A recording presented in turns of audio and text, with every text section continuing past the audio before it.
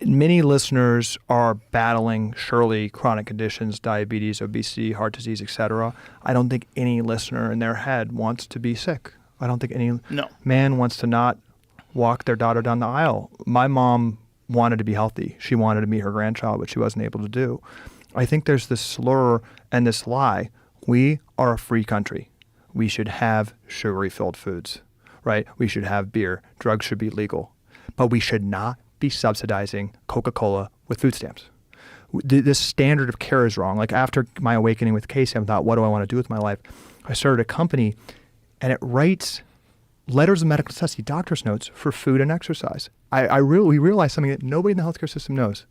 Casey didn't learn this at Stanford. I never, ever learned in medical school or residency that I could write a prescription for food or exercise. It's totally legal. And if you do that, it can be covered you can use tax advantage dollars tax-free. Never learned that in 9 years. So you mean you could use tax dollars to give people gym memberships? Yes. That is right now legal. I never learned that. It's called a letter of medical necessity. So our company TrueMed this year will do 500,000 gym membership recommendations from providers.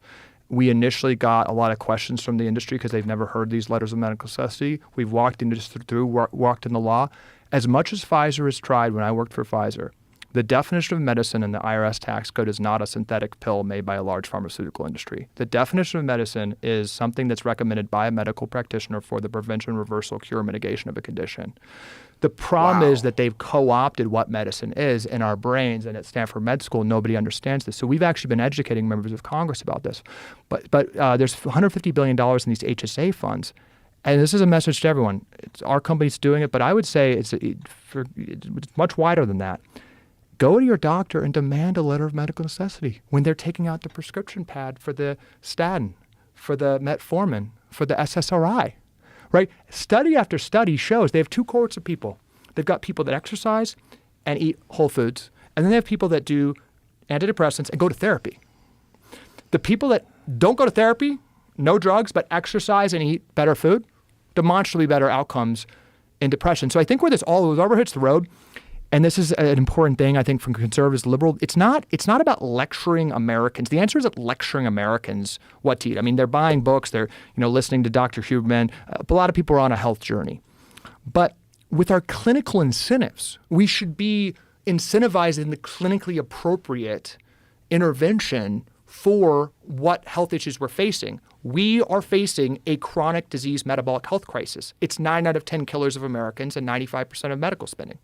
So just clinically, and Europe is actually doing this, right? If you have PCOS, infertility, in Europe, most countries, you get a subsidized keto diet because PCOS, which is the leading cause of female infertility, is insulin resistant. It's basically on the diabetes spectrum. Really? And the most effective intervention to reverse PCOS and become more fertile is going on a 12-week keto diet. Okay?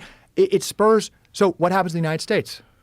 Doctors, good friends, and actually my good friend that I always reference is an OBGYN from Harvard now is educating his patients about this, and we've had good conversations. But doctors from Harvard Medical School who are OBGYNs do not know when they're sitting across from a patient who's infertile what causes PCOS.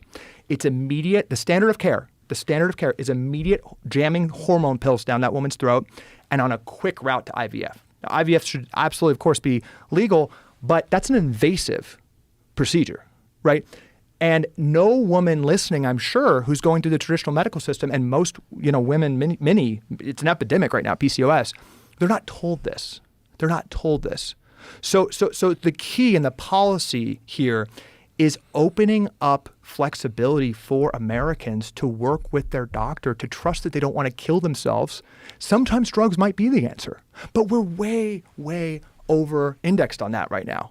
Like, could you imagine what would happen if Americans who are pre-diabetic or their kids are obese had the ability, instead of the $1,600 that we're mandating for 6-year-olds a month of government-funded money to get Ozempic, if that could give mom the choice. Give the mom the choice. We would have a transformation of our food system. And so that's what I kind of decided to push on in my life. And really, every American, the most defiant thing you can do personally, 80% of people have an HSA and FSA account. Max those out if you're battling a chronic condition or even trying to prevent a chronic condition. Get your 8 sleep, get your athletic greens, get your, gym membership. Talk to your doctor about it. like we want a revolution of people actually demanding something. Casey and I talk a lot about acute versus chronic. This is very important. If you are about to die with an infection, a burst appendix, a gunshot wound, go to the doctor. Go to the doctor. Take pause on chronic. Kids are being now you're anti-science if you don't get on those metformin, statins, SSRIs, Ozempic, right? The studies are being kind of shaming those moms, these poor moms on Medicaid, single moms trying to make ends meet. Medicaid is just a disaster. We poisoned poor kids and then jam drugs down their throat. Moms don't know what to do. We just have to incentivize and just ask that question. And every patient should know you have the ability to step back. Your kid's not going to die tomorrow if they don't take the statin. Like there's another route you can go. And we have a chapter. Don't trust your doctor. Or what is it? Trust yourself, not your doctor. Trust yourself, not your doctor. But the evidence on chronic issues, conditions, where they have abjectly failed. They've failed. Yeah. Yeah, I mean, if you think about what's happened over the past 50 years, all of these chronic diseases are exploding, and the more we medicate them, the higher the disease rates are. Like the more SSRIs we prescribe, the more depression we're getting. The more metformin we're prescribing, type 2 diabetes rates are going up. The more clomiphene we are prescribing, the more we're having to do IVF procedures. It's not making sense. The more hypertension, ACE inhibitors, beta blockers, the more hypertension's going up. And so it doesn't really make sense that we would say, oh, they're crushing it on these diseases by prescribing more pills when we're prescribing 221 million prescriptions for statins per year, and heart disease is continuing to be the leading cause of death in the United States. This doesn't make any sense. And, it's like Hallie's saying, it is a free country and people should be allowed to make choice, but we don't need to pay for the bad choices for people, which is what we're doing. We don't incentivize cigarettes for kids. But we're incentivizing sugar. We're putting it in their school lunches. We are also making those foods cheaper through the Farm Bill.